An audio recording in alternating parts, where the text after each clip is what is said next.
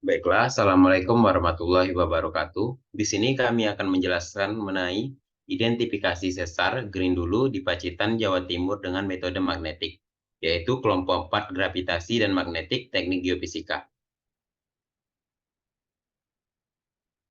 Selanjutnya, untuk kelompok 4 ini sendiri, ada dosen pengampu yaitu Ibu Ira Kusumadewi SSI MT. Dan terdiri dari yang pertama, Rizdaria Situmorang dengan NIM F1D321008, dan yaitu dengan saya sendiri, Randy Agus Setiawan dengan NIM F1D321018. Selanjutnya, yang ketiga ada Patiha Zahira Jigeza dengan NIM F1D321022. Dan selanjutnya ada Delphi Martawindi dengan NIM F1D321020210044. Baiklah, untuk yang pertama memaparkan yaitu ada Rizdaria Situmorang. Kepada Rizda kami persilakan. Baiklah, terima kasih kepada moderator. Di sini saya akan memaparkan tentang metode magnetik. Nah, metode magnetik itu sendiri ialah dalam survei geofisika adalah umum untuk penggunaan delineasi struktur bawah permukaan yang tidak merusak. Nah, pada penelitian ini, pengukuran intensitas magnet berbasis darat dilakukan dengan menggunakan seperangkat instrumen di beberapa daerah Pacitan, di sebuah kota di wilayah selatan Provinsi Jawa Timur.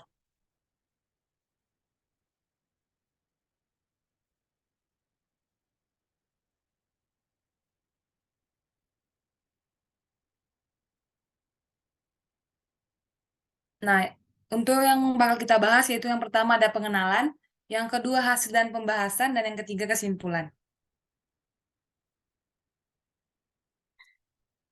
Masuk kepada yang pertama tentang pengenalan.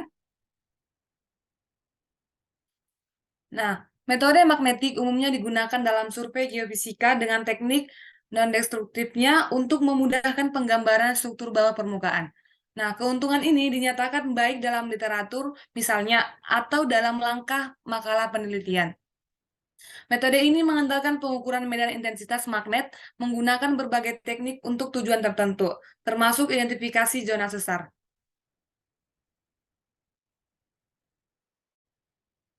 Nah, tujuan dari pekerjaan ini adalah untuk mengidentifikasi dan menemukan kesalahan dalam pencarian sebagai bagian dari pengurangan risiko bencana ke tingkat minimum bagi masyarakat setempat.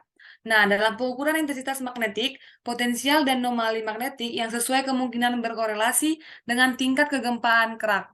Nah, teknik lebih lanjut menggunakan metode gabungan survei magnetik dan gravitasi juga dapat digunakan secara efektif untuk memetakan sumber aktivitas seismotektonik di bawah permukaan. Nah, dapat kita lihat dari gambar tersebut, itu adalah gambar peta geologi yang dilapisi lokasi geografis untuk pengamatan magnetik dalam studi kasus tersebut.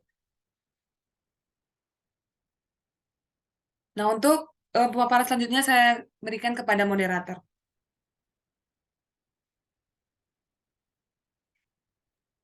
Baiklah, terima kasih kepada Rizda. Untuk materi selanjutnya akan dibacakan oleh Geza. Kepada Geza kami persilakan. Baik, terima kasih moderator. Koreksi diurnal kemudian dilakukan untuk memperhitungkan efek harian aktivitas matahari. Koreksi ini disimbolkan sebagai VH, dan di sini diperkirakan VH sama dengan basis, sampai basis -1 dengan basis, menunjukkan pembacaan stasiun pangkalan pada hari tertentu, dan basis -1 adalah bacaan pada hari sebelumnya. Dengan intensitas medan total diukur dengan alat portable. Anomali magnetik diperoleh dari survei delta ditulis sebagai berikut. Dengan rumus delta sama dengan minus IGRF dikurang VH. Anomali yang dihasilkan dari persamaan 2 diplot menggunakan solver 11 untuk mendapatkan kontur anomali magnetik. Namun, kontur ini tetap mengandung anomali magnetik campuran antara anomali lokal dan regional.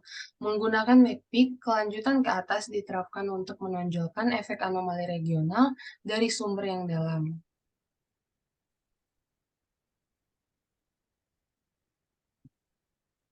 Pemisahan yang dihasilkan dari anomali magnetik, keduanya diproses dengan transformasi reduksi ke kutub atau RTP menggunakan aplikasi yang sama, untuk menghilangkan kemiringan anomali akibat magnetisasi sewenang-wenang dari sumber, membuatnya menjadi magnet vertikal. Kontur anomali terakhir dianalisis untuk memprediksi kemungkinan posisi dan arah dari green dulu. Yang kedua ada bab hasil dan pembahasan. Fakta bahwa intensitas medan total, yaitu yang pertama, ada diamati dari pengukuran magnetik adalah tidak dapat dibedakan dari pengaruh medan magnet utama bumi dan sumber sekunder merupakan masalah inheren dalam pengukuran. Ini memungkinkan kita untuk membiarkan intensitas ini tidak dikoreksi. Plot nilai yang tidak dikoreksi dari intensitas medan adalah dapat dilihat pada gambar selanjutnya, di mana diamati intensitas berkisar antara 43.750 hingga 45.250 NT, atau medan geomagnetik global bervariasi antara 30.000 NT di ekuator dan 65.000 NT di dua kutub untuk perbandingan. Itu lapangan yang diamati untuk semua titik pengukuran kemudian dievaluasi dengan mengambil model IGRF dan koreksi diurnal untuk memperhitungkan koreksi urutan pertama. Ini gambar kontur total intensitas lapangan yang teramati di area studi dengan instrumen portable. Bagian dari koreksi orde pertama ini, model IGRF sebenarnya bukan satu-satunya model untuk model magnetik global. Ada 6 model magnetik global termasuk IGRF yang memberikan nilai intensitas yang sama untuk derajat harmonik bola yang lebih tinggi hingga derajat 13. Dengan perbedaan yang dapat diabaikan dalam intensitas yang terukur di antara model dengan nilai yang relatif kecil hanya 1 NT. Oleh karena itu, model apapun dapat digunakan untuk koreksi bidang utama. IGRF di sini dipilih sebagai preferensi untuk aksesibilitas online yang relatif mudah.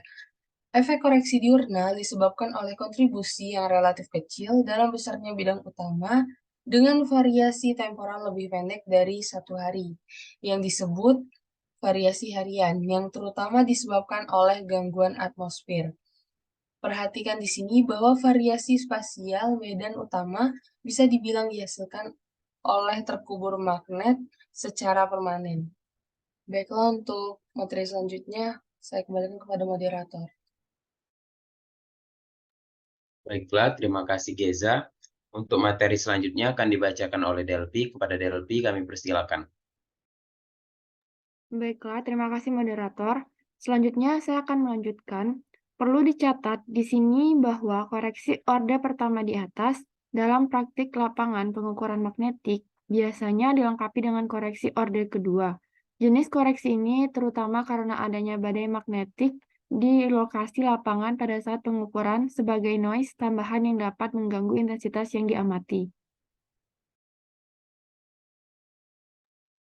Berikut adalah contoh indeks selama Oktober 2019, dapat dilihat pada gambar di bawah. Kedua anomali yang terdapat pada kontur, bagaimanapun, belum secara jelas mengidentifikasi lokasi zona sesar green dulu. Untuk alasan ini, tahap selanjutnya menggunakan teknik geofisika penyaringan kelanjutan ke atas. Oleh karena itu, dilakukan untuk memisahkan anomali campuran yang berasal dari sumber kedalaman relatif yang berbeda. Tahap ini akhirnya menghasilkan dua kontur anomali yang terpisah.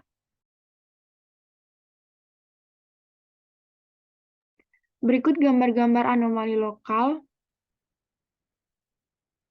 Yang pertama yaitu gambar kontur anomali magnetik di area studi yang dihitung menggunakan persamaan 2, dapat dilihat pada gambar di layar.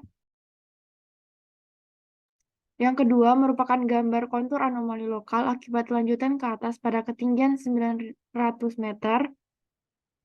Selanjutnya, kontur anomali regional akibat lanjutan ke atas pada ketinggian 900 meter. Selanjutnya, kontur untuk anomali lokal yang diubah RTP di area studi tertutup. Selanjutnya yaitu kontur untuk anomali regional yang diubah RTP di area studi tercakup. Next. Selanjutnya saya kembalikan ke moderator. Terima kasih. Baiklah, terima kasih Delphi. Yang terakhir yaitu ada kesimpulan yang akan saya bacakan sendiri, yaitu tentang kesimpulan selanjutnya. Metode magnetik telah berhasil digunakan untuk mendelineasasi zona sesar Grindulu, sebuah struktur geologi bawah permukaan di bawah kota Pacitan di bagian selatan Jawa Timur. Nah, yang berpotensi rentan terhadap bahaya seismik. Setelah pemrosesan data dan analisis terkait, plot kontur anomali regional paling baik digunakan untuk menunjukkan jalur utama Grindulu. Disejajarkan sepanjang arah NE-SW di sekitar N60-HIE.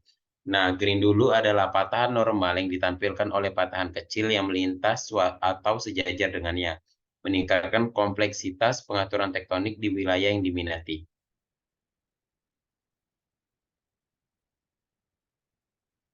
Selanjutnya, hasilnya dibatasi dengan hati-hati mengenai cakupan wilayah studi. Pekerjaan lebih lanjut dapat menerapkan teknik gravitasi semu dan pemodelan 2D untuk menghilangkan ambiguitas dalam anomali serta penggunaan area studi yang lebih luas untuk memfasilitasi lebih banyak data lapangan yang dapat membantu mengidentifikasi dan mengkarakterisasi Grindulu secara akurat. Baiklah, mungkin itu kesimpulan tadi, dan untuk teman-teman sendiri bisa mengakses jurnal yang kami paperkan terdapat pada gambar berikut. Mungkin ini saja yang dapat kami sampaikan. Apabila terdapat kesalahan kami mohon maaf. Sekian dan terima kasih.